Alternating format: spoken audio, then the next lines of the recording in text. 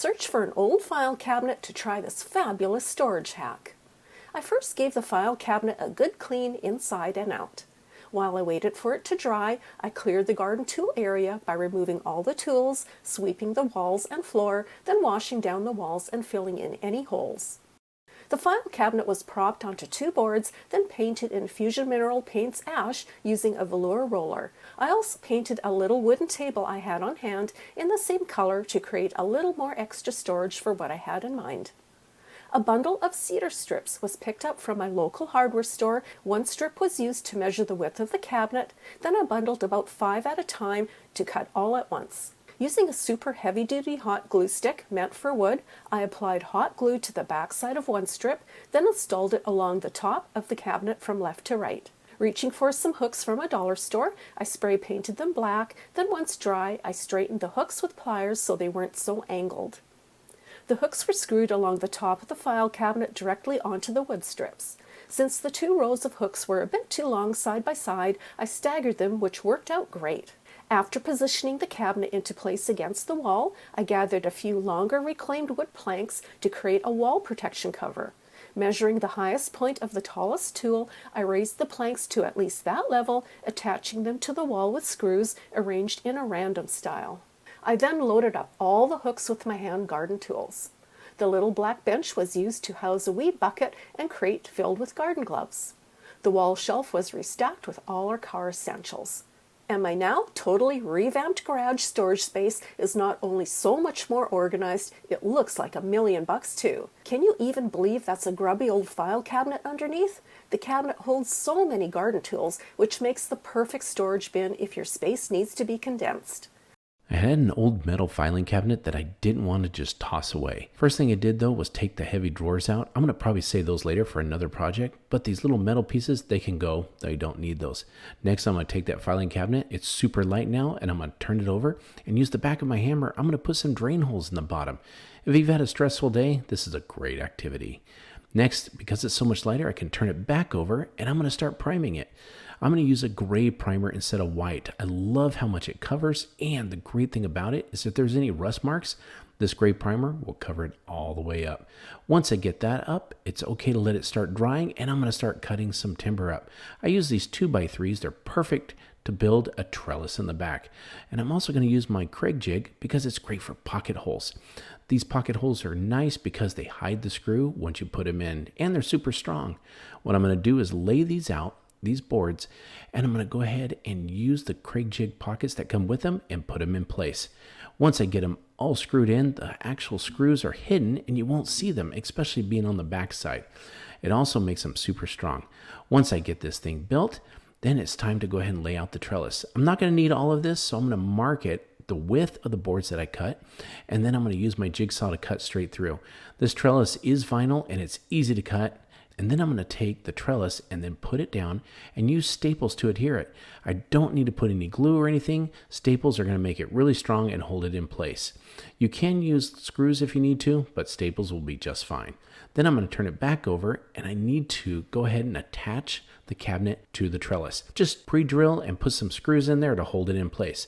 Next, it's time for some paint. You want to get some good quality, and instead of brushing it on, I had this paint sprayer that I'm going to use. As you can see, look at how fine the spray is. I actually almost got this done with 1 coat. Once I put it on, make sure you're outside and that it doesn't watch out for the overspray. Once I get it on, I'm going to go ahead and paint the trellis also. And I did do 2 coats because it was white and it needed that second coat. Now it's time to put it in place, and I'm going to go ahead and put some filler in. I have some of these pine shavings from another project, so I'm going to go ahead and fill it up, and then once I got it full, it's time to put the plants in. That's why we put the bottom holes in, just in case when we go to water, it gives it something to seep out. I'm going to put these plants in place, use the pine filler to fill it up around the edges, and look at this project. It's so wonderful. I love how it looks. Instead of throwing that metal away, I was able to repurpose it with the trellis in the back and make it look super cool. And once the plants start to grow, they're going to grow up over the sides and up the trellis. I think this thing turned out super cool. I hope this inspired you to go ahead and upcycle and recycle any furniture or materials that you have. I've come up with a genius way to help organize items around the house. First thing I did was head to my local Walmart and grab some bungee cords. Also going to need to buy some 1x4 pieces of pine. Our first board, we're going to mark it 10 inches. We're going to need 4 of these pieces. The next board, we're going to mark and cut at 14.5 inches. Again, 4 of these pieces. Our last marking that we're going to need is 24 inches or 2 feet. And you guessed it, we're going to need 4 of these. What we need to do is cut all of these boards. You can use a hacksaw, chop saw, anything you need to get them cut with a smooth edge. Again, let's reiterate. We're going to need 4 of the 10 inches, 4 of the 14.5 inches, and we're going to need 4 of the 24 inches. Now, we're going to build a box. Take the 14.5, lay it out, and the 2 sides are going to be the 10 inch. Take another 14.5 for the back. Line those up. On each side of the 14 inch, we're going to take 2 screws. We're going to mark right on the edge with 2 of them. We're going to make sure that we definitely have to pre-drill. This keeps the wood from splitting when we put the screws in. And you're going to need 2.5 inch size screws.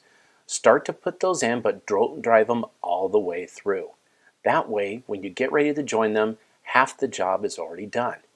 Once you go ahead and get those in, turn it around and do the same to the other side of the 14.5 inch boards. Line them up on the table. Make sure your edge is nice and smooth.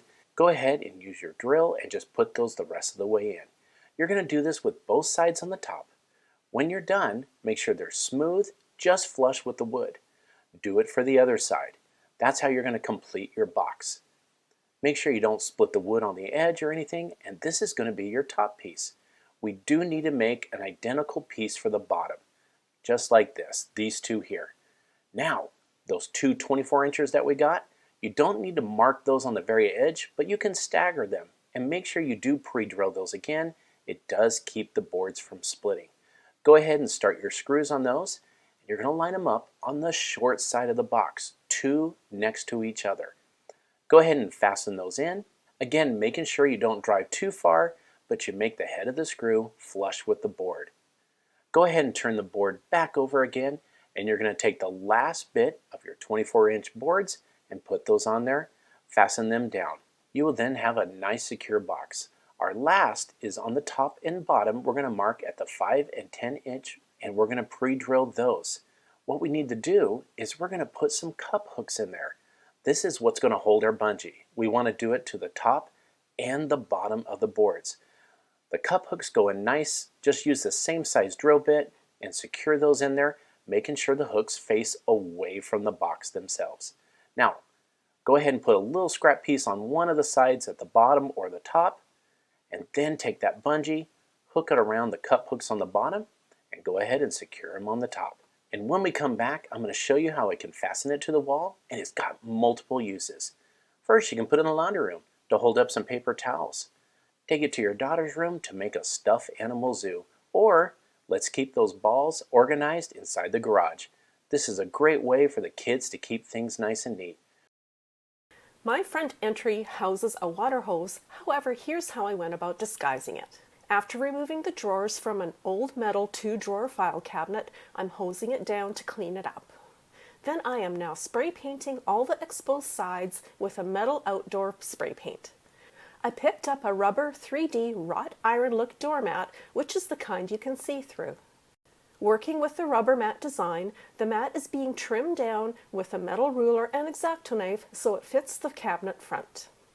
The back of the mat is being sprayed with a heavy coat of spray adhesive to assist with the next step.